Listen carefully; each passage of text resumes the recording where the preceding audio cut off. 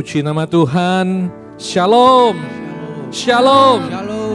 Bapak, Ibu, Saudara yang saya kasih di dalam Yesus Kristus Tuhan, pagi hari ini sebelum kita memuji, menyembah Tuhan, mendengarkan firman Tuhan, saya mengingatkan kembali bahwa setiap kita yang sudah percaya kepada Yesus, Yesus tinggal di dalam hidup kita. Dia ada bersama-sama dengan kita. Siapa yang percaya Yesus ada bersama kita, lambaikan tanganmu, lambaikan tanganmu. Mari kita berdoa bersama-sama. Tuhan Yesus, kami bersyukur buat pagi hari ini. Engkau ada bersama kami. Engkau ada di dalam kehidupan kami. Sehingga dari hari lepas ke sehari, kami semakin kuat dan kami semakin percaya bahwa Engkau membawa kami ke lembah yang berumput hijau, ke padang yang berumput hijau, Tuhan Yesus. Terima kasih lewat persoalan-persoalan, lewat pencobaan-pencobaan, iman kami semakin bertumbuh, menjadi kuat, dan kami disempurnakan lewat pertolongan kuasa Roh Kudus yang ada di dalam kami. Terima kasih Tuhan Yesus, Engkau baik sekali.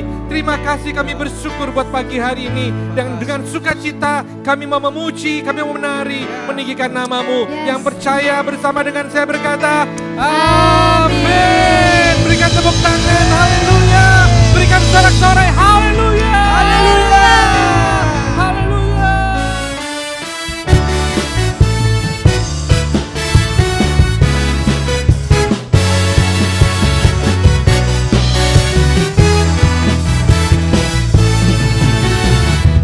Hari-hari lalui bersama Yesus, suka duka ku jalani bersama Yesus. Persoalan pencobaan kan ku hadapi bersama Yesus, juru selamatku. Haleluya. Hari-hari ku lalui bersama Yesus, suka duka ku jalani bersama Yesus. Persoalan pencobaan kan ku hadapi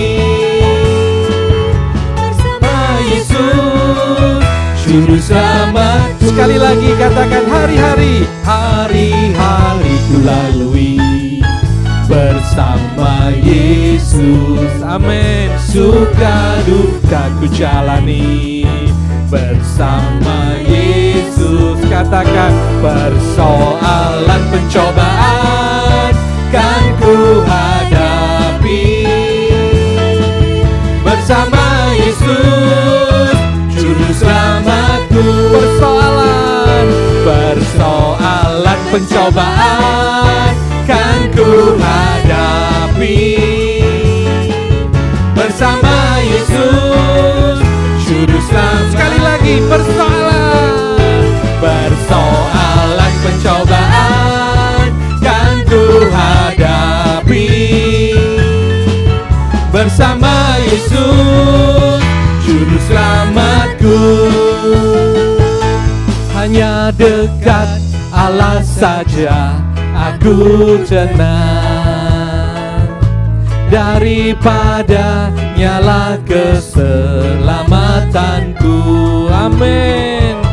Hanya Dia gunung batuku, hanya Dia kota bentengku. Aku tidak akan goyah selama-lamanya.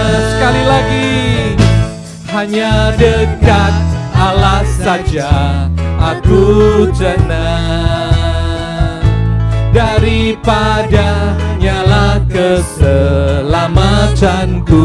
Dengan iman katakan, hanya Dia gunung batuku, hanya Dia kota bentengku. Aku tidak akan goyah selama-lamanya. Tiada ku ragu lagi untuk mengikut-Mu Yesus. Amin. Tiada ku ragu lagi untuk melayani-Mu. Haleluya. Walau banyak rintangan dan badai pun menerjang, tiada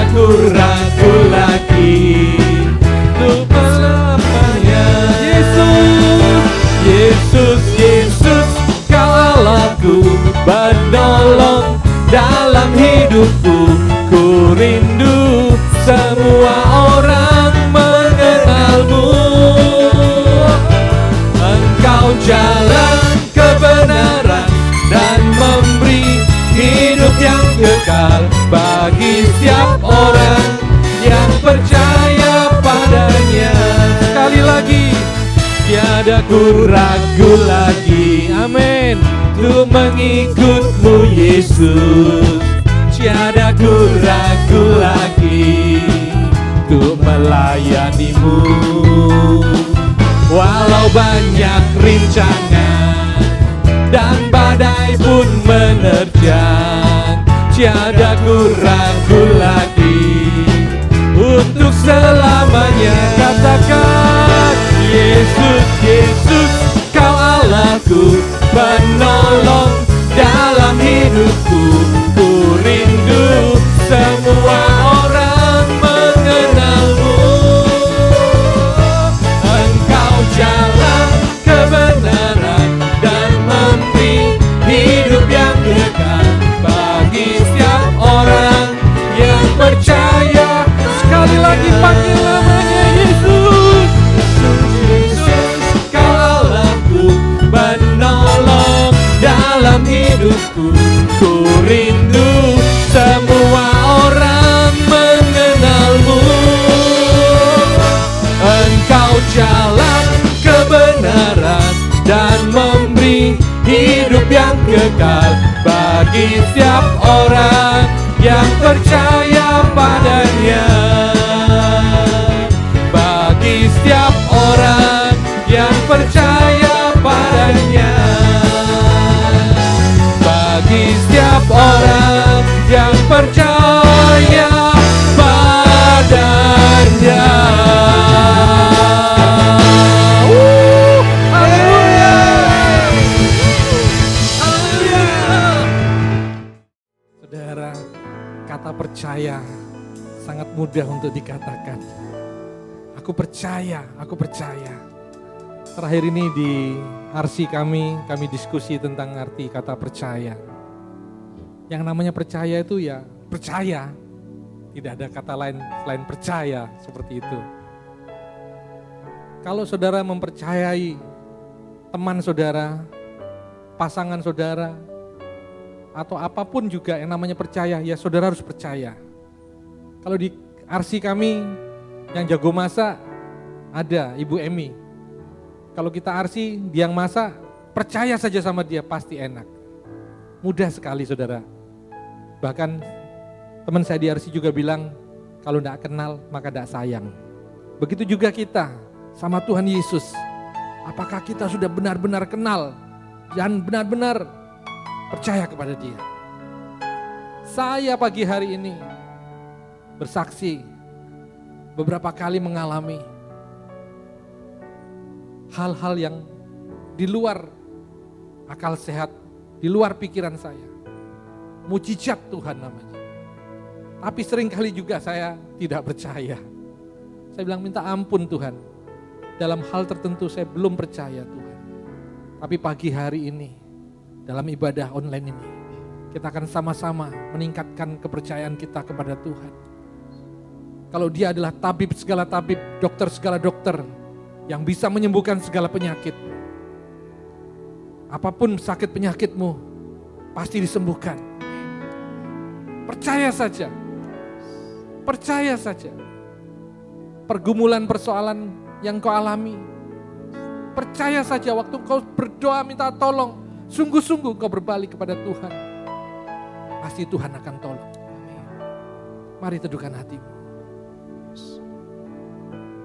Kita akan menyembah Tuhan kembali.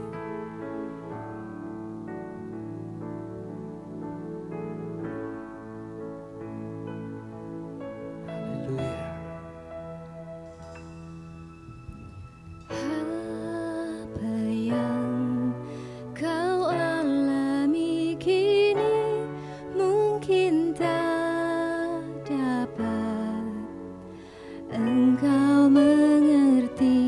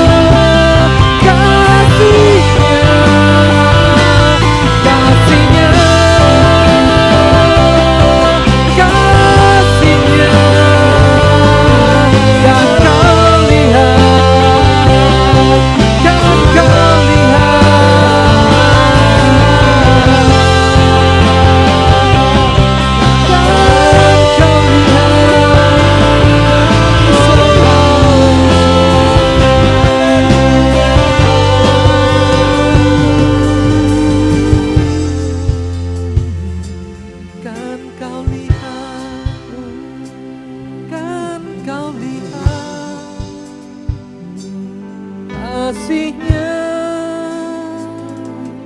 kasihnya kan kau lihat, kasihnya kan kau lihat, kasihnya tak berubah selamanya, kasihnya tak bersyarat, kasihnya sempurna, kasih Yesus, kasih Yesus, kasih Yesus, kasih Yesus.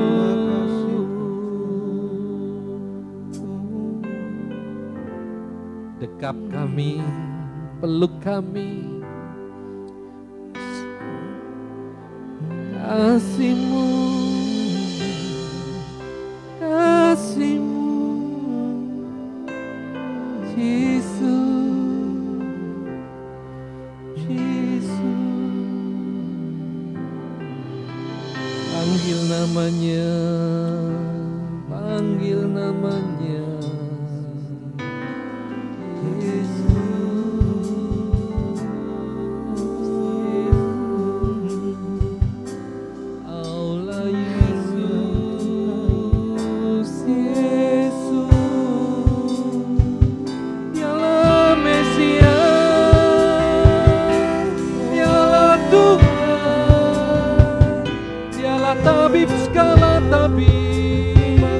dokter skala dokter, penyembuhku yang ajaib, penyembuhku yang ajaib, penolongku,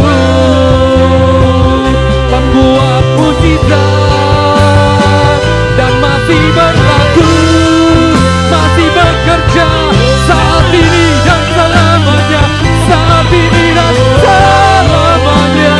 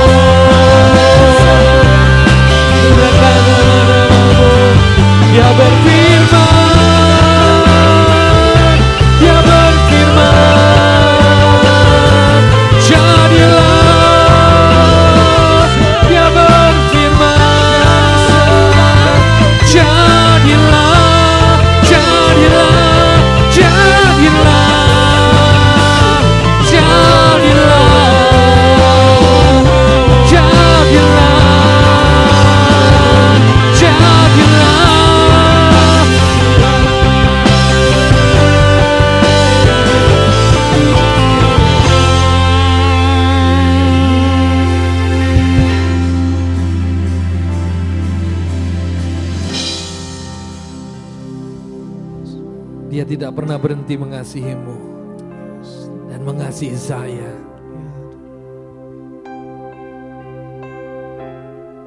Mari semakin hari semakin mengenal dan mencintai Yesus. Hidup dalam jalan-jalannya. Pakailah kuk yang ada padanya.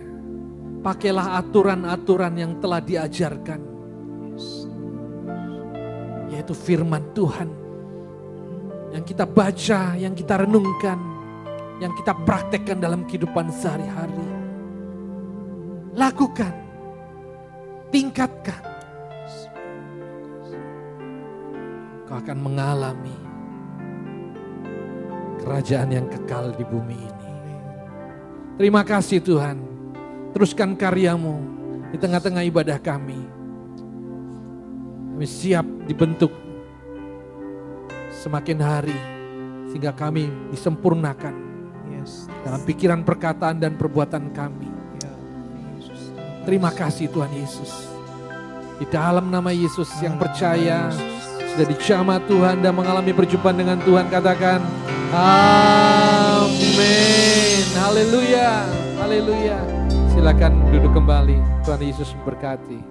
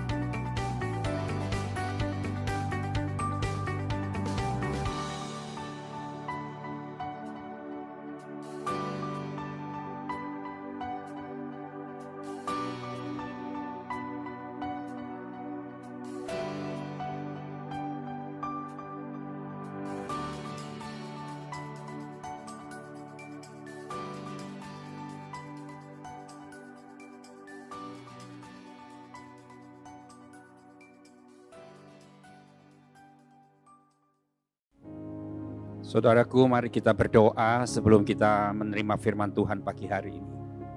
Mari serahkan hatimu kepada Tuhan. Haleluya.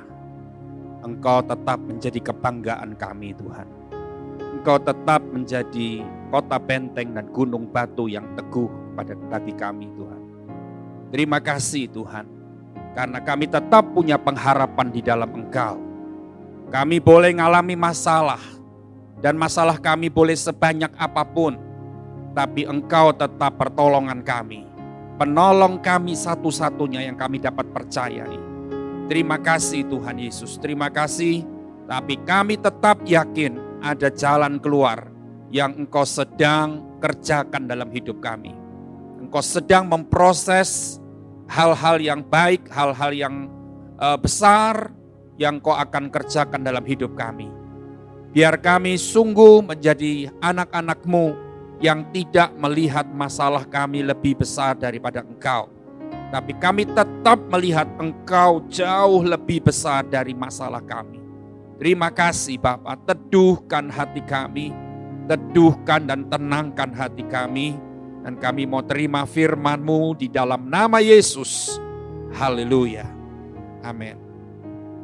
Bapak, Ibu, Saudaraku, selamat pagi, Shalom. Kita bertemu kembali di dalam kasih Tuhan. Hari ini masih di dalam bulan November, kita masih berbicara tentang transformation and problem. Ya, jangan lupa minggu lalu saya berkata, sebelum ada perubahan dalam masalah kita, Tuhan mau perubahan itu ada di pikiran kita. Apa yang terjadi harus dalam pikiran kita, apa yang harus terjadi di pikiran kita, perubahan dalam memandang masalah itu yang paling penting.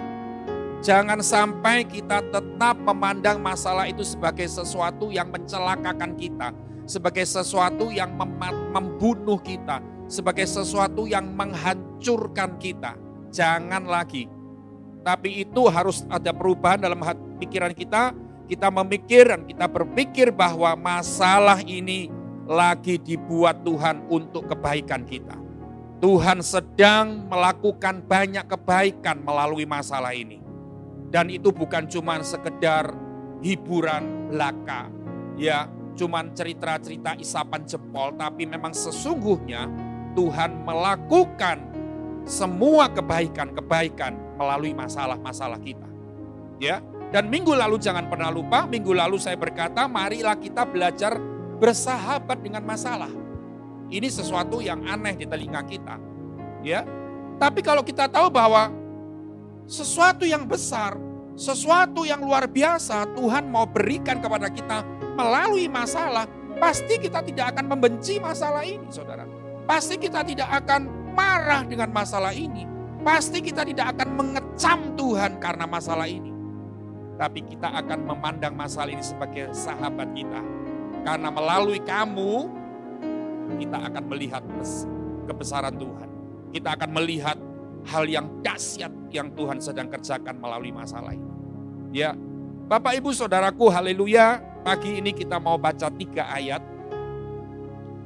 1 Korintus 10 ayat 13. Kita mau baca sebentar. 1 Korintus 10 ayat yang ke-13. Ya, ayat ini berkata, pencobaan-pencobaan yang kamu alami ialah pencobaan-pencobaan biasa yang tidak melebihi kekuatan manusia. Sebab Allah setia dan karena itu Ia tidak akan membiarkan kamu dicobai melampaui kekuatanmu. Pada waktu kamu dicobai, Ia akan memberikan kepadamu jalan keluar sehingga kamu dapat menanggungnya. Ini ayat penting. Kalau Bapak Ibu Saudaraku belum bisa mengikuti pembacaan ini dengan cepat baru ini, harus dicatat supaya ayat ini bisa kita baca lagi, supaya ayat ini bisa kita pelajari lagi. Ya, ingat 1 Korintus 10:13 berkata pencobaan yang kita alami, yang aku alami pencobaan yang biasa, yang tidak melampaui kekuatanku. Kalau pencobaan itu terjadi, maka Tuhan menyediakan jalan keluarnya, kata ayat 13. Ya. Ayat yang kedua kita lihat di dalam 2 Korintus 4 ayat yang ke-17. Ya. 2 Korintus 4 ayat yang ke-17 berkata, sebab penderitaan ringan yang sekarang ini mengerjakan bagi kami kemuliaan kekal yang melebihi segala-galanya, jauh lebih besar dari penderitaan kami. Bapak Ibu Saudaraku, tadi di awal saya berkata bahwa kita harus belajar bersahabat dengan masalah karena Tuhan ini mau melakukan sesuatu yang besar, mau menunjukkan kemuliaan yang tidak ada taranya melalui masalah-masalah ini. Jadi kita tidak akan memusuhi masalah itu. Kita tidak akan memusuhi Tuhan. Kita tidak akan memusuhi siapa-siapa dan memusuhi termasuk memusuhi diri kita sendiri. Kita bilang mungkin saudara mengutuki, memang aku ini orang yang apes, aku ini orang yang sial, aku ini orang yang bernasib jelek, aku ini orang yang bernasib buruk dan sebagainya. Kekasih Tuhan, jemaat Tuhan, engkau tidak akan berkata seperti itu. Karena engkau tahu bahwa ada kemuliaan, sebelum kemuliaan Tuhan membuat kemuliaan itu melalui masalah-masalah ini. Ya, ayat ini, ayat 2 Korintus tadi berkata penderitaan ringan. Istilah 2 Korintus penderitaan ringan. Istilah 1 Korintus 10:13 pencobaan-pencobaan yang biasa. Ya. Jadi artinya gini, saya kembali sebentar di 1 Korintus 10 ayat 13. Jadi artinya begini, saudaraku semuanya, tidak ada pencobaan yang luar biasa. Tidak ada masalah yang luar biasa. Ini yakinkan. Karena ini yang berkata adalah firman. Ya, saya cuma menyambung kata-kata firman dan menyampaikan kepada saudaraku semuanya. Ya, tidak ada perkara, tidak ada masalah yang luar biasa. Dan ingat, kita harus tahu semua masalah itu masih dalam batas kekuatan kita. Masih dalam batas kemampuan kita. Tidak mungkin di luar batas karena Allah yang berjanji. Ya. Perhatikan, lalu 2 Korintus 4 ayat 17 tadi berkata bahwa penderitaan ringan yang sekarang ini mengerjakan apa bagi kami? Mengerjakan kemuliaan kekal yang melebihi segalanya, jauh lebih besar daripada penderitaan kami. Jadi saudaraku semuanya, kita ini sedang menuju kepada kemuliaan kekal. Kalau penderitaan yang ringan tadi itu cuma sementara, tidak kekal, ada batasnya. Ya. Ayat yang ketiga, saya mau ajak kita membaca di kitab Mazmur, Mazmur 16 ayat yang ke-8. Daud berkata begini, Mazmur 16 ayat 8, aku senantiasa memandang kepada Tuhan Karena ia berdiri di sebelah kananku, aku tidak goyah. Ayat yang penting yang kita harus pelajari hari ini adalah ayat 8. Judul khotbah saya hari ini adalah fokus kepada Tuhan. Kita mau terjadi perubahan dalam masalah, jangan fokus kepada masalah. Mari kita fokus kepada Tuhan. Nanti saya akan menjelaskan bagaimana bentuk fokus kepada Tuhan ini. Ya, kita akan belajar nanti. Tapi kita akan lihat ayat yang ke-8 ini. Dia berkata begini, Daud saat dia menghadapi musuh-musuh yang berat, Daud saat dia menghadapi masalah-masalah yang menimpa hidupnya, dia berkata begini, aku senantiasa memandang kepada Tuhan. Artinya Daud ini fokus cuman kepada Tuhan. Yang lain boleh terjadi, apapun boleh menimpa aku, tapi aku tetap memandang kepada Tuhan, tetap fokus kepada Tuhan. Luar biasa. Ya. Nah, mengapa bisa terjadi seperti itu? Ya. Kalau kita kadang-kadang masalah terjadi, kita fokus kepada masalah itu. Kita tidak bisa memandang kepada Tuhan, kita tidak bisa fokus kepada Tuhan. Karena apa? Karena kita merasa bahwa masalah itu terlalu berat. Dan itu lebih besar dari kekuatan kita. Jadi makanya sebelum saya membaca Mazmur 16, saya membaca bahwa 1 Korintus 10:13 tadi saya baca di pertama. Supaya kita tahu bahwa apapun masalah yang terjadi itu tidak melampaui kekuatan kita. Tidak melebihi kemampuan kita. Dan orang yang selalu beranggapan bahwa masalahku lebih besar dari kekuatanku, maka dia akan tetap memandang kepada masalah itu. Dia tetap memandang kepada masalah itu dan fokus hidupnya terus kepada masalah itu. Bapak, Ibu, Saudara, pengalaman Daud ketika dia menghadapi lawannya, dia berkata, aku senantiasa memandang kepada Tuhan.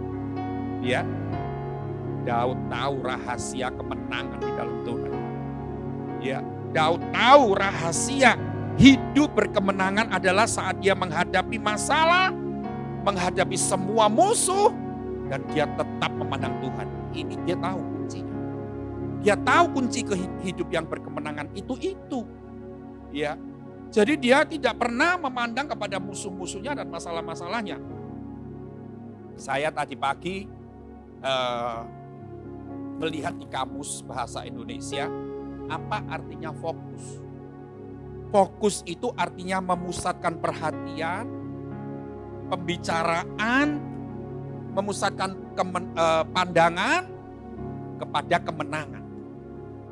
Ya, kepada sesuatu, pada satu objek maksudnya begitu.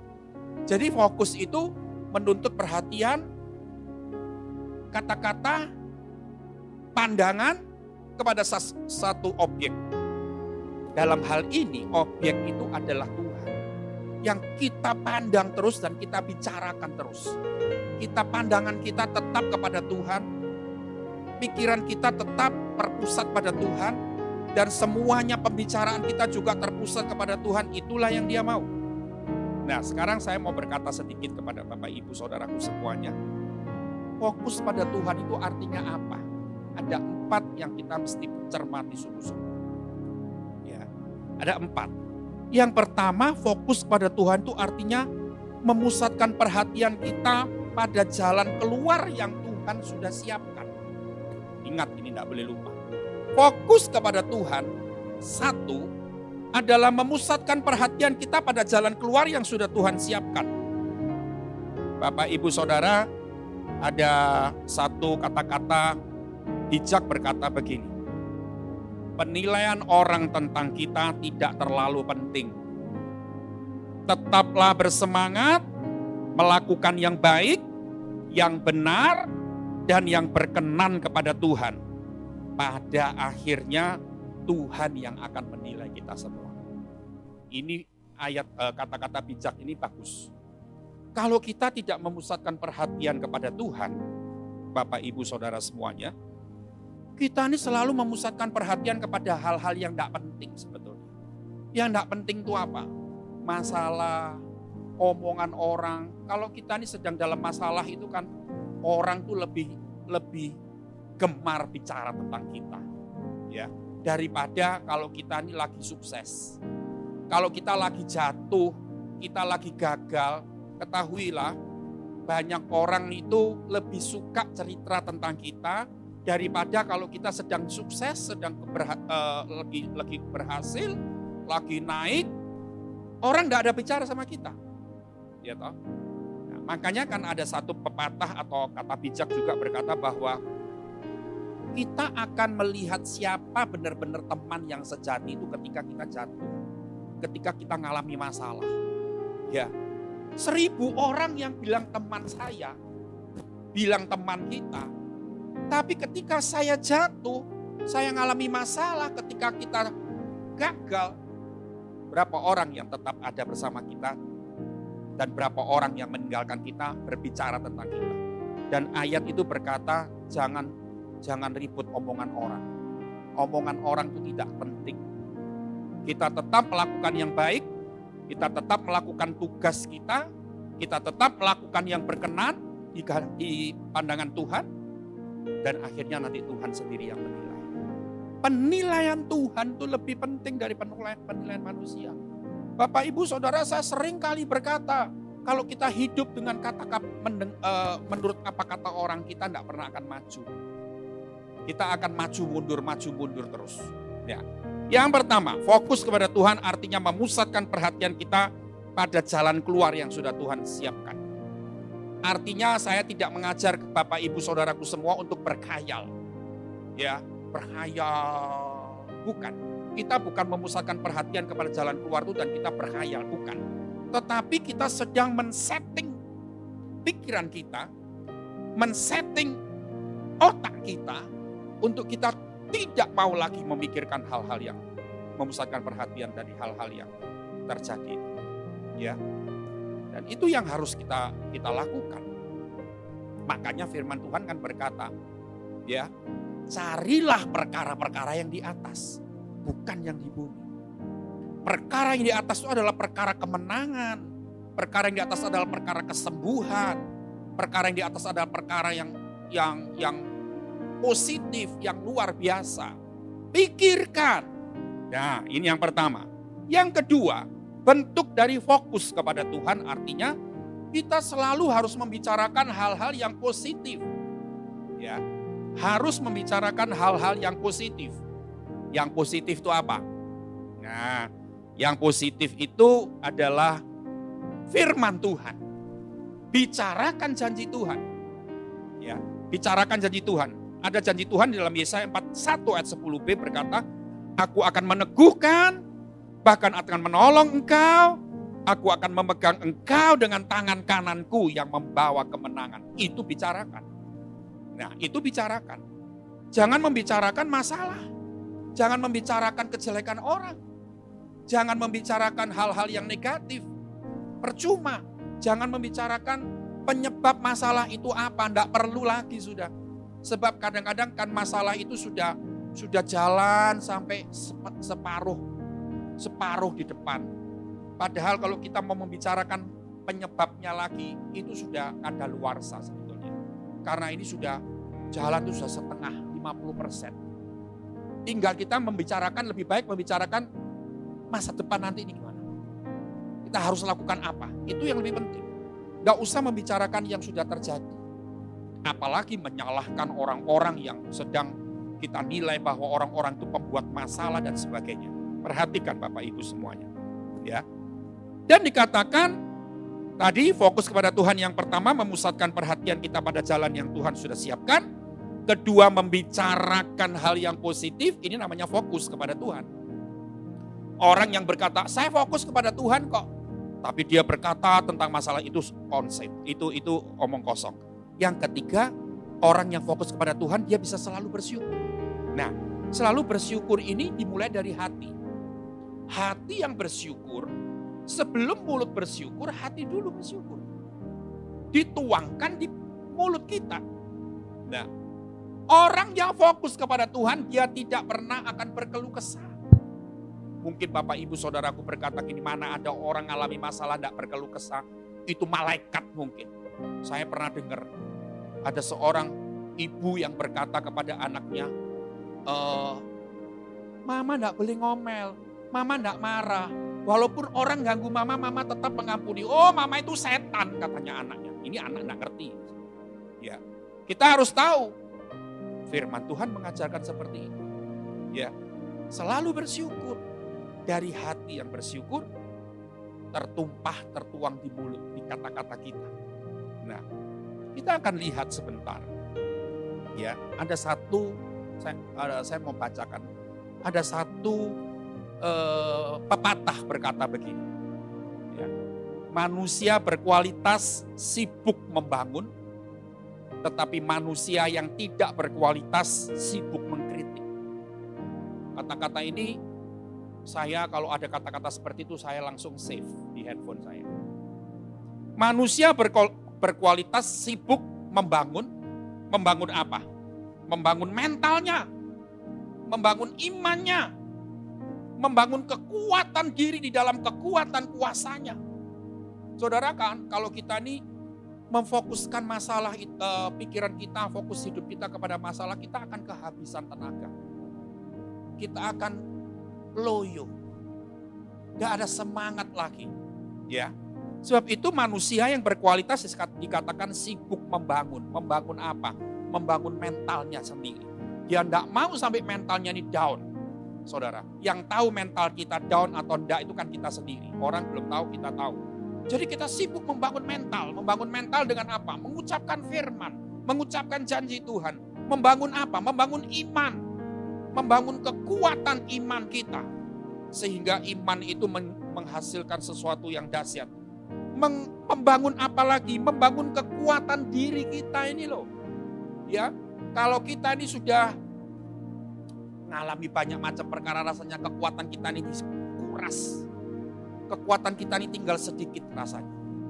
Justru itu kita harus sibuk membangun kekuatan di dalam Tuhan. Ya. Tetapi manusia sampah atau manusia tidak berkualitas, dikatakan pepatah itu, dia sibuk mengkritik. Mengkritik siapa? Mengkritik hidup itu. Mengkritik hidupnya sendiri. Kok kayak gini ya uripku? Mengkritik Tuhan kadang-kadang. Mengkritik orang lain. Mengkritik situasi. Ya. Saudara dengarkan aja. Kalau ada orang berkata-kata yang selalu mengkritik, selalu tidak puas. Ya ini berarti belum bisa fokus kepada Tuhan. Nah, yang terakhir, saudara semuanya, bentuk dari fokus kepada Tuhan itu adalah mencari hal-hal yang rohani. Nah, kita akan buka di dalam Yohanes 10. Saya akan jelaskan agak panjang di sini, ya. Kalau tadi yang pertama, kedua, dan ketiga saya cuma sedikit-sedikit saja, karena saya tahu memusatkan perhatian pada jalan keluar itu mudahlah, sudah dimengerti, kita sering kali dengar. Membicarakan hal yang positif, ya kita tahu, bicarakan janji Tuhan, yang baik aja bicarakan. Yang ketiga selalu bersyukur, ya dimulai dari hati yang bersyukur. Sekarang yang keempat, fokus kepada Tuhan berarti dia mengumpulkan hal-hal yang rohani. Kita lihat Yohanes 10 ayat 10. Yohanes 10 ayat 10 berkata begini, pencuri datang hanya untuk mencuri dan membunuh dan membinasakan. Aku datang supaya mereka mempunyai hidup dan mempunyainya dalam segala kelimpahan. Bapak ibu saudaraku, ayat 10 ini terdiri dari dua bagian, 10a dan 10b. 10a berkata tentang pencuri, datang mencuri, membunuh, membinasakan. Itu 10a. Tapi 10b berkata, aku datang, kata Yesus, supaya mereka mempunyai hidup dan mempunyainya dalam segala kelimpahan. Nah, saya khawatir begini. Banyak orang Kristen ternyata yang terjadi dalam hidupnya itu bukan 10b. Kalau 10b kan luar biasa. 10b itu kan berkata, Yesus datang, aku datang supaya mereka punya hidup dan hidup dalam segala kelimpahan. Wah, itu kepingin semua orang mau. Hidup dalam segala kelimpahan, mau semua orang. Tapi masalahnya 10a itu yang sering terjadi. Terjadi apa? Pencuri datang mencuri. Mencuri apa? Mencuri milik kita. Membunuh, membinasakan. Bapak ibu saudaraku, ya kita jujur. Ternyata yang terjadi banyak kita ini habis-habisan. Masalah bertubi-tubi. Yang 10B, hidup dalam segala kelimpahan ini, mana buktinya? Kadang-kadang kita berkata seperti itu. Perhatikan, jangan berpikir hidup dalam segala kelimpahan, wah tidak ada masalah. Uang berlimpah-limpah. Ya, kekayaan tambah-tambah terus. Nah, jangan berpikir seperti itu dulu.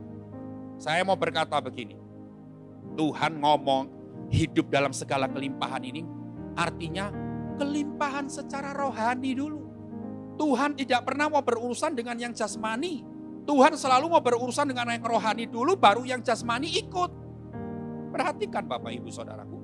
Ya, dan Tuhan tidak pernah mau memberkati kita dulu kalau tidak diberkati rohani kita dulu. Jadi artinya gini, kita harus berkelimpahan secara rohani dulu. Dan untuk berkelimpahan secara rohani, berarti engkau mencari hal yang rohani, kumpulkan hal yang rohani, sampai engkau menjadi kaya secara rohani, berkelimpahan secara rohani, baru Matius 6 ayat 33 berkata, ketika engkau sudah mencari kerajaan Allah, maka semuanya ditambahkan Tuhan dalam hidup, kata Matius 6:33. Jadi Bapak Ibu Saudaraku, perhatikan ayat ini. Kalau saudara, benak saudara jangan pernah berkata begini, aku minta soge dulu, aku minta pertolongan dulu, minta kaya dulu, kelimpahan uang dulu.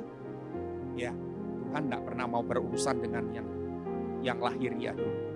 Karena yang lahiriah ini tidak kekal kok. Yang lahiriah ini sementara. Kalau dibandingkan yang lahiriah dengan yang rohani, itu nilainya tidak sangat berbeda jauh. Yang rohani itu kekal, artinya tidak ternilai dan tidak bisa dinilai. Yang rohani itu apa? Imanmu, kekudusan hidupmu, apalagi kemurnian hatimu, itu yang rohani. Ya, kesetiaanmu di dalam Tuhan itu rohani. Ketekunanmu itu rohani. Tuhan mau limpahkan dulu. Tapi Dia mau limpahkan, Dia juga mau kerjasama dengan kita. Kita mau cari. Jangan dipikir gini. Jangan dipikir gini. Kan kadang-kadang kita banyak lihat orang Kristen kan. Tidak mau hal yang rohani. Ya, ikut persekutuan tidak mau. Ikut kebaktian nanti aja repot. Tapi dia kalau urusan yang jasmani, dia getu. 1 minggu 7 hari dia kerja, oke, tidak apa-apa. Tidak apa-apa. Ya. 1 hari dia kerja 20 jam, tidak apa-apa. Tidak apa-apa. Pokoknya dapat duit. Tapi kalau urusan yang rohani, seminggu sekali aja kadang-kadang masih tawar-tawar. Ya Bapak Ibu Saudara, itu kenyataan, itu fakta. Jadi bagaimana Tuhan bisa melimpahkan yang jasmani kalau kita tidak pernah mencari yang rohani, tidak pernah mencari mengumpulkan yang rohani, tidak pernah mencari kekayaan secara rohani, tidak pernah. Ya, tadi saya bilang kekayaan secara rohani itu harus terjadi dalam hati kita, hidup kita dulu. Kita kaya dengan kekudusan, kita kaya dengan iman, kita kaya di dalam kebenaran, kita kaya di dalam ketekunan, kesetiaan, diuji sama Tuhan dan teruji sungguh-sungguh. Baru setelah itu dia limpah. Bapak Ibu Saudara, kalau lihat yang 10A, pencuri itu berkata siapa? Pencuri itu berkata tentang iblis. Si iblis, dia bilang begini ayat 10A, iblis pencuri itu datang untuk mencuri, membunuh dan membinasakan. Ini memang tugasnya dia. Tapi ingat dulu. Yang dicuri apa dulu sama iblis? Bukan uangmu yang dicuri. Bukan uangmu dulu. Bukan kekayaanmu dulu yang dicuri. Mari kita lihat sebentar ini. Pernah enggak lihat orang Kristen, bahkan itu hamba Tuhan, ya tambah lama kaya, tapi hidupnya enggak kudus. Hidup dalam perzinahan, hidup dalam kemunafikan, hidup di dalam kenajisan, percabulan. Dan Bapak Ibu lihat, loh itu orang kayak gitu kok tambah kaya. Kaya, tambah kaya. Bahkan kalau kita lihat ada seorang hamba Tuhan hidupnya tidak kudus, tapi kaya dia. Jemaatnya tambah banyak, hidupnya tidak kudus, tambah banyak. Saya mau katakan pada Bapak Ibu semuanya hari ini. Iblis mencuri, bukan mencuri uang kita dulu. Tapi iblis mencuri rohani kita dulu yang dicuri. Apa dulu? Kekudusan kita yang dicuri. Apalagi kebenarannya Kristus yang ada dalam diri kita itu dicuri dulu. Iman kita dicuri dulu. Kesetiaan kita dibuat tidak setia. Kita dibuat malas. Kita tidak dibuat oleh iblis tidak bergairah dengan hal rohani. Itu yang dicuri dulu. Jam-jam doamu dicuri dulu. Kemurnian hatimu dicuri dulu. Dulu engkau waktu baru bertobat, murni hatinya. Aduh, ke gereja itu sungguh-sungguh. Ya, saya pernah dengar itu. Ada seorang yang baru bertobat. Waduh Pak, kalau saya ke gereja hari itu, saya bawa tisu yang banyak. Saya kalau pulang gereja, dompet saya itu kosong Pak. Semua tak kasihkan ke persembahan. Tisu-tisu saya bawa di tas saya tidak bisa menahan. Tapi ingat, setelah 5 tahun kau bertobat, setelah 10 tahun kau bertobat, setelah 15 tahun kau bertobat, masihkah seperti itu? Ya, bahkan mungkin saudara datang ke gereja sudah ogah-ogahan, masih datang ogah-ogahan. Mumpung ada alasan pandemi ini, aku takut ke gereja, takut virus. Siapa yang berani menegur saya? Ya mungkin seperti itu. Tuhan lihat, siapa yang curi itu? Iblis. Dicuri apa dulu? Ketekunanmu dicuri. Kemurahan hatimu dicuri. Sekarang di online begini, saudara, ya, bisakah saudara tetap memberi persembahan dengan sungguh-sungguh setelah 10 tahun bertobat, setelah 15 tahun bertobat? Nah ini dia. Iblis mencuri yang rohani dulu. Kenapa iblis mencuri rohani dulu? Karena iblis tahu yang rohani ini lebih mahal. Tadi saya berkata, yang rohani ini jauh lebih mahal, tidak ternilai dengan uang. Makanya iblis ngerti juga, dia curi yang rohani dulu, curi yang rohani dulu. Yang rohani sudah habis, baru dia curi semuanya. Apalagi semuanya. Uang kita dicuri, perusahaan kita hancur. Apalagi, ya, bisnis kita kacau balau. Ublek sama iblis. Hati-hati. Sebelum iblis mencuri milik kita yang jasmani, dia mencuri yang rohani. Jadi kalau Bapak Ibu Saudaraku semuanya hari ini dengar firman Tuhan, ya, saudaraku harusnya sadar. Dulu aku sungguh-sungguh. Dulu aku memberikan persembahan itu tidak hitung-hitungan. Dulu aku melayani Tuhan itu sepenuh waktu, sepenuh hati. Kenapa ya sekarang kok gini? Dan bahkan kita menyalahkan, ya gembalanya seperti itu sih, itu yang membuat saya tidak lagi semangat. Mungkin seperti itu. Ya, mungkin Bapak Ibu justru berkata begini, iya sih gerejanya kurang nyaman sekarang, makanya saya sekarang tidak niat ke gereja, makanya saya sekarang ini malas ke gereja. Kalau dulu engkau merasa engkau giat dengan Tuhan, engkau sungguh-sungguh punya keintiman dengan Tuhan, engkau sungguh-sungguh punya semangat dengan Tuhan, sungguh-sungguh punya kemurahan hati. Sekarang kok gini? Jangan salahkan siapa-siapa. Jangan salahkan orang, jangan salahkan gereja, jangan salahkan majelis gereja, jangan salahkan teman kita sepelayan, jangan. Itu semua kita tahu. Iblis yang sudah mencuri. Kenapa iblis bisa mencuri? Karena iblis tahu. Ini hal-hal yang rohani ini harus dihabisi dulu. Sebelum aku bisa menghabisi yang jasmani semuanya. Bapak Ibu semuanya, semoga firman Tuhan yang saya sampaikan pagi hari ini menyadarkan kita. Ya. Jadi artinya begini, sebelum kita menerima kelimpahan secara jasmani, kelimpahan uang, kelimpahan harta, kelimpahan kekayaan secara jasmani, ingat, kita mesti kaya secara rohani. Kita mesti kumpulkan harta rohani dulu. Kita jangan sampai mau dicuri oleh si iblis. Iblis kan berkata di dalam Alkitab, dalam satu ayat, iblis itu seperti singa yang mengaum-ngaum dan nyanggong kita terus setiap hari, setiap saat mau terkam kita. Jangan sampai kita akhirnya lengah dan dihabisi semua yang rohani oleh iblis. Sebelum yang lain juga akan dihabisi. Ingat, salah satu arti dari fokus kepada Tuhan, mengumpulkan kekayaan rohani, mengumpulkan hal-hal rohani, berkelimpahan secara rohani dulu. Dan kalau engkau bisa seperti itu, maka Tuhan akan melimpahkan segala yang jasmani. Tuhan menolong kita itu seperti membalikkan tangan. Mudahnya seperti itu. Saya sangat yakin begitu mudahnya Tuhan itu memberikan pertolongan kepada kita. Sebab itu Bapak Ibu Saudara, biar firman Tuhan yang kita dapatkan pagi hari ini boleh menyadarkan kita bagaimana keadaan kita hari ini. Sudah fokus kepada Tuhan belum? Sudah memandang kepada Tuhan belum? Seperti Daud berkata, aku memandang kepada Tuhan karena Dia ada di sebelah tangan kananku. Mazmur 16 ayat 8. Coba kita baca sekali lagi. Katakan begini, aku senantiasa memandang Tuhan karena Ia berdiri di sebelah kananku, aku tidak goyah. 9. Sebab itu hatiku bersuka cita dan jiwaku bersorak-sorak. Bahkan tubuhku akan diam dengan tentram. Ini Bapak Ibu ayat 9 ini saat Daud menghadapi musuh ini. Saat Daud menghadapi masalah. Kalau kita fokus kepada Tuhan, hati kita akan bersuka cita, jauh dari stres.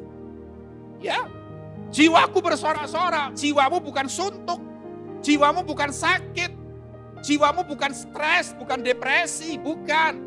Tetapi jiwaku dan jiwamu bersorak-sorak. Ini kata firman Tuhan. Kalau apa? Kalau aku tetap memandang kepada Tuhan. Ya, bahkan tubuhku, kata firman Tuhan dalam ayat 9.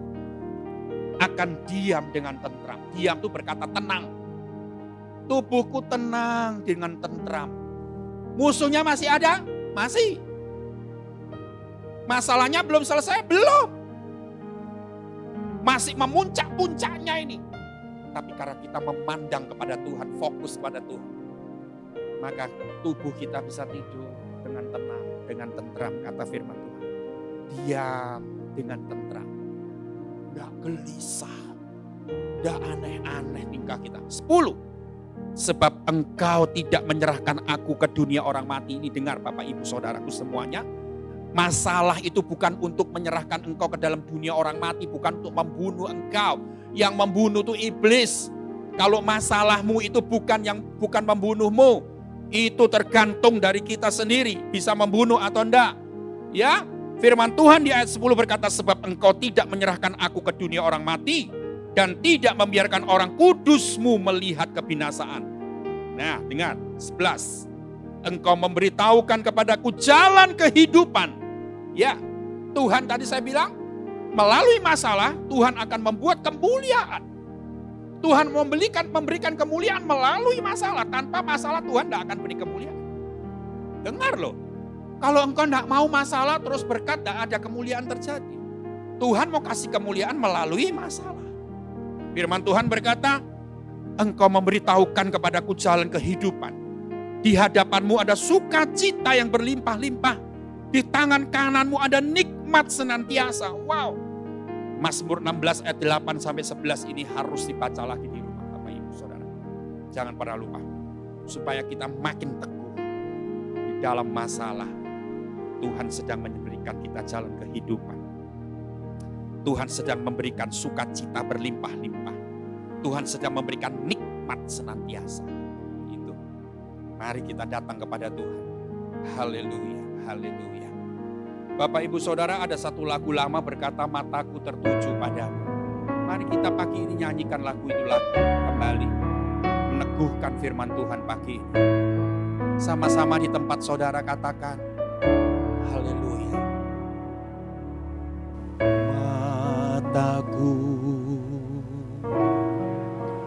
tertuju padamu. Segenap hidupku ku serahkan padamu. Bimbing aku masuk rencanamu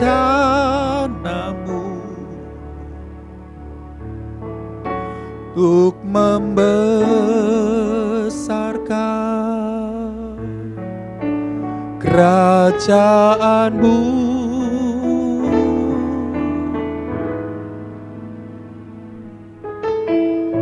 Mataku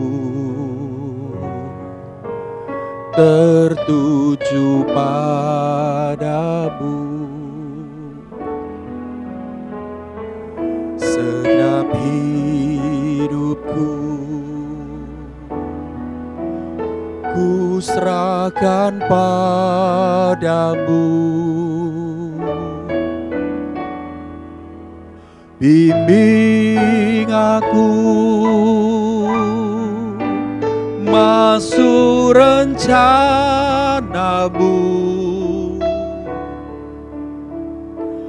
untuk membesarkan kerajaanmu. Ku mau mengikuti kehendak-Mu ya Bapa.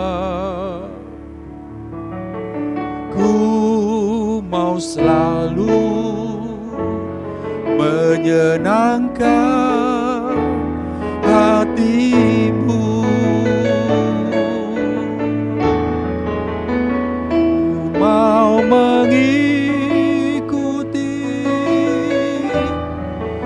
kehendak-Mu ya Bapa.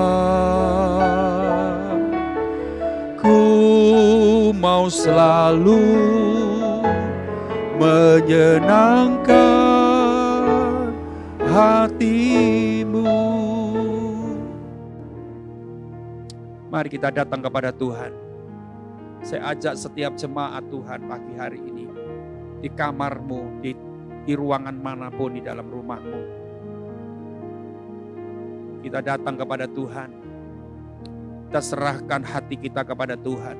Kita berkata kepada Tuhan, aku mau cuman memandang kepada Engkau Tuhan. Aku cuman mau fokus kepada Engkau Tuhan. Dan aku percaya ketika aku fokus kepada Tuhan, aku tidak pernah memusatkan perhatianku kepada masalah, kepada kata-kata orang, kepada situasi yang tidak baik. Tetapi aku memusatkan perhatian kepada semua jalan keluar yang Tuhan sedang siapkan. Ketika aku fokus kepada Tuhan, aku tidak pernah akan membicarakan masalah dan mengomel dan berkeluh kesah. Dan ketika aku memfokuskan kepada Tuhan hidupku, aku tidak pernah berkata-kata yang negatif, tapi aku selalu bersyukur Tuhan. Dan aku tetap mengumpulkan harta rohani yang banyak, sehingga kami kelimpahan secara rohani. Dan saat itu Engkau saatnya menolong kami, mengangkat kami. Haleluya Tuhan, Engkau tahu penderitaan kami. Dan aku pun tahu penderitaan kami bukan penderitaan yang berat. Masalah kami bukan masalah yang luar biasa, tapi masalah yang biasa, penderitaan yang ringan, yang akan menghasilkan kemuliaan yang kekal, yang tidak bisa dibandingkan dengan penderitaan kami. Terima kasih Bapa, kekuatan yang dari Tuhan, keteguhan hati dicurahkan kepada semua jemaat-Mu. Haleluya dalam nama Yesus. Amin. Saudaraku yang kekasih, kita satu kali lagi minggu depan, di minggu yang kelima tanggal 29 November, kita masih beribadah secara online. Dan minggu depannya lagi mulai tanggal 6 Desember, saya ulangi, kita mulai beribadah onsite di gereja, tapi cuman satu kali jam 9.30, perhatikan. Bukan jam 7, bukan jam 9, tapi jam 9.30. Kita beribadah cuman 1 jam 15, ya, 15 menit saja. Dan cuman bisa cukup gereja dengan kondisi yang new normal ini, cuman bisa 90 sampai 100 kursi saja. Dan lebih banyak jemaat yang tidak bisa datang tidak bisa ikut onsite di gereja, mungkin karena jemaat saudara sudah tua, saudara sakit, atau saudara ketinggalan daftar sehingga 100 orang itu sudah penuh, kita tidak akan bisa buka lagi. Ya, sebab itu bergegaslah untuk daftarkan diri. Minggu depan saya akan mengumumkan kapan mulai bisa mendaftar untuk bisa registrasi, untuk bisa ikut ibadah onsite. Ya, minggu depan jangan sampai lupa ikuti ibadah online yang terakhir. Tapi saat tanggal 6 Desember dan berikutnya, ya, kita beribadah di gereja. Bapak Ibu Saudara yang tidak bisa ke gereja karena tadi alasan sakit, alasan sudah tua, atau alasan tidak ketinggalan daftar atau sebagainya, atau yang tidak ngerti, bisa tetap ikut live streaming. Jadi waktu kita ibadah itu di live ke YouTube dan ke Facebook Gereja Imamat Rajani. Ya, jadi Bapak Ibu Saudara masih bisa ikuti itu, dan kita tetap berdoa untuk jalannya kelancaran semuanya, supaya Tuhan yang menolong, Tuhan yang menyertai kita semuanya, dan Tuhan yang melindungi kita terutama. Kita memberikan persembahan kembali yang terbaik kepada Tuhan pagi hari ini. Tuhan berkata, siapa yang memberi dengan sukacita maka lumbung-lumbungnya akan dipenuhi, dan lumbung-lumbungnya akan penuh bahkan melimpah. Kata firman Tuhan dalam kitab Matius, Injil Matius. Sebab itu Bapak Ibu Saudara tetap bersemangat memberikan kepada Tuhan dengan ucapan syukur kita, jangan dengan ngomel. Kalau engkau dengan ngomel, engkau tidak akan dapat hasilnya apa-apa. Ya, jangan dengan berat hati, tapi dengan sukacita. Dengan sukacita. Semua lakukan dengan sukacita karena kita lakukan untuk Tuhan. Mari kita datang kepada Tuhan sebelum engkau memberikan persembahan atau perpuluhan secara online. Mari kita datang dan ucapkan deklarasi kita bersama-sama, katakan, pada saat saya membawa persembahan, saya percaya pintu surga terbuka dan berkat Tuhan dicurahkan. Saya menerima bisnis, pekerjaan, sekolah, dan keluarga yang lebih baik. Keuntungan, bonus, dan aset dilipat gandakan. Semua pekerjaan dibuat berhasil. Semua hutang dilunaskan dengan cepat. Saya memiliki rumah di bumi dan di surga. Saya menerima mujizat, kenaikan, dan penghargaan. Diberi jodoh bagi yang belum punya, serta keluarga yang harmonis. Semua musuh, penyakit, dan kerugian dihalau dari hidupku. Keluargaku dan kesehatanku diberkati. Sekarang saya memberi persembahan yang terbaik di dalam nama Tuhan Yesus. Haleluya Tuhan. Engkau menambah-nambahkan kemurahan hati, menambah-nambahkan rasa cinta akan Tuhan sungguh-sungguh. Kami mengumpulkan harta rohani kami. Cinta akan Tuhan tidak bisa dicuri oleh si iblis. Ketekunan kami tidak bisa dicuri oleh iblis. Kesetiaan kami tidak bisa dicuri oleh iblis. Kekudusan tetap ada mengikat hidup kami. Berkat-Mu dicurahkan untuk setiap jemaat-Mu yang memberikan persembahan dan persepuluhan hari ini Tuhan. Di dalam nama Yesus. Amin. Mataku tertuju padamu, segenap hidupku ku serahkan padamu. Bimbing aku masuk rencana-Mu, untuk membesarkan kerajaan-Mu. Ku mau mengikuti kehendak-Mu ya Bapa. Ku mau selalu menyenangkan hati-Mu.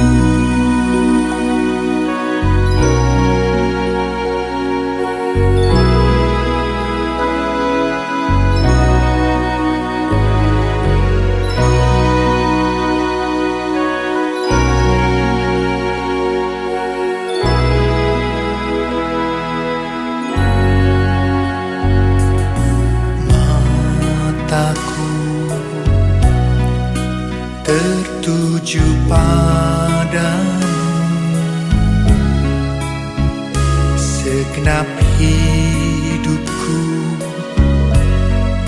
ku serahkan padamu. Bimbing aku masuk rencanamu untuk membesarkan kerajaanmu. Ku mau mengikuti kehendak-Mu ya Bapa. Ku mau selalu menyenangkan hati-Mu.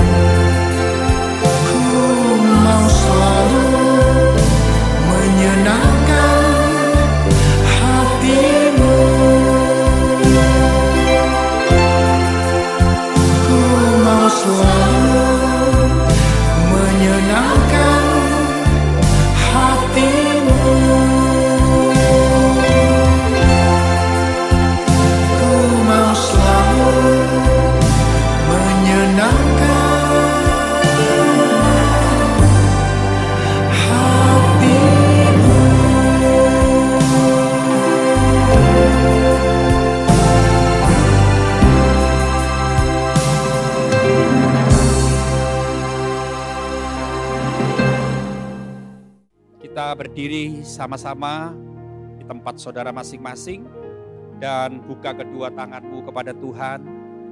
Terimalah berkat yang dari Tuhan. Tuhan bukan Tuhan yang mati, Tuhan adalah Tuhan yang hidup, Bapa yang baik, memberkati kesehatan tubuhmu, memberkati keluargamu dengan kebahagiaan, memberkati anak cucumu dengan masa depan yang penuh harapan, memberkati kesehatan tubuhmu, dan engkau makin sehat dan sehat. Tidak ada virus apapun yang bisa mendekat ke tubuhmu, karena perlindungan darah Yesus itu sungguh sempurna. Dalam nama Yesus, terimalah berkat ini, dari hari ini sampai Maranatha Tuhan Yesus datang kembali. Haleluya, yang sudah diberkati mari katakan amin. Bapak Ibu Saudara, selamat hari Minggu. Nantikan ibadah online kita minggu yang akan datang dan ikuti pengumuman-pengumuman untuk ibadah onsite di awal Desember. Tuhan Yesus memberkati. Haleluya. Amin.